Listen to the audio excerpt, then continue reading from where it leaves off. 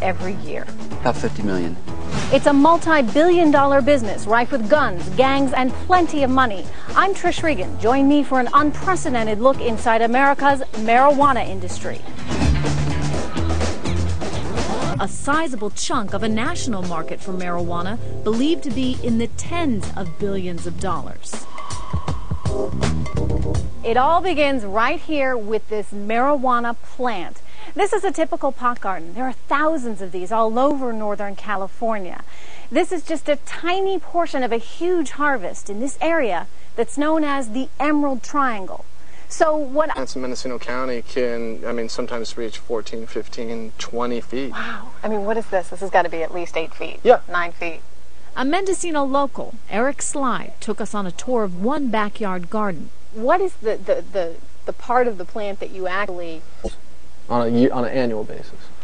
There's a reason California is experiencing such a marijuana boom. First of all, state law. They actually allow you to grow marijuana for medicinal purposes here in this part of the country.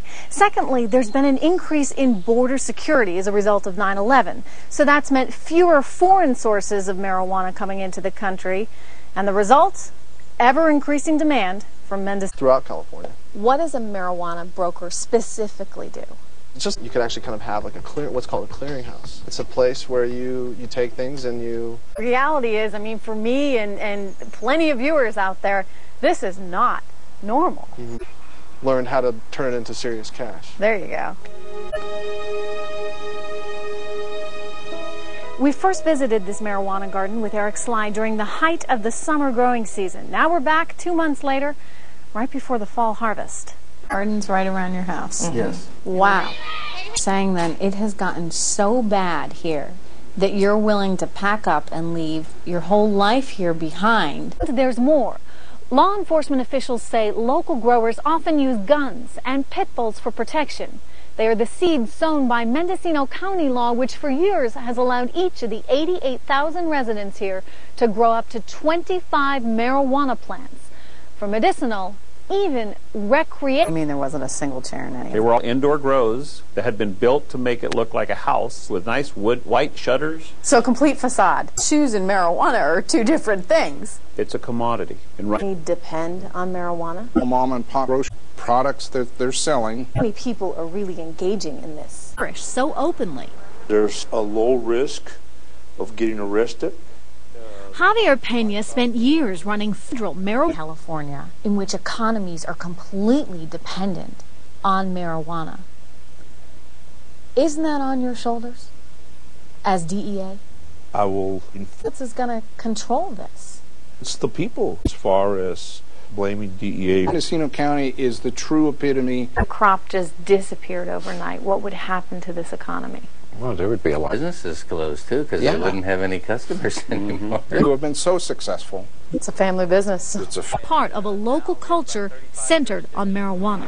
This particular part of Oakland is known as Oaksterdam, the name borrowed from Amsterdam, the most pot-friendly city in the world, where marijuana is completely legal.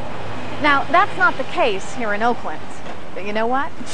Lee, the founder of Oaksterdam University and a legitimate marijuana trade. You spent a lot of time in Amsterdam. Is that really your model? Is that your template for what you... It fits in with the rest of the economy. Your goal is to show that it can be done safely, but at the same time... Dispensary you opened that we're heading to right now. Exactly. Lee owns the local marijuana dispensary, also known as the Blue Sky.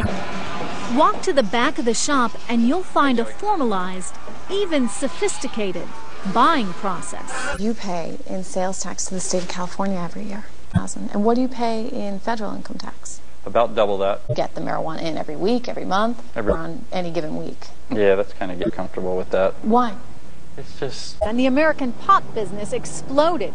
In Northern California's Emerald Triangle, huge amounts of the drug were smuggled into this country from overseas. These well-financed, sophisticated operations were not only illegal and dangerous. Modern-day swashbucklers. What about that outlaw ran his massive drug conspiracy from right here in the San Francisco Bay Area. Perlowan smuggled more than 300,000 pounds worth of marijuana into the U.S. The street value on those drugs approached $1 billion, and most of his pot slipped right underneath one of America's. They'd much rather fish for marijuana than fish, and more fun. It's not like you're out in the middle of nowhere here. No, in fact, when our boats came in, they were looking like fishermen coming back from a fishing trip. How much marijuana could you put on a boat like that?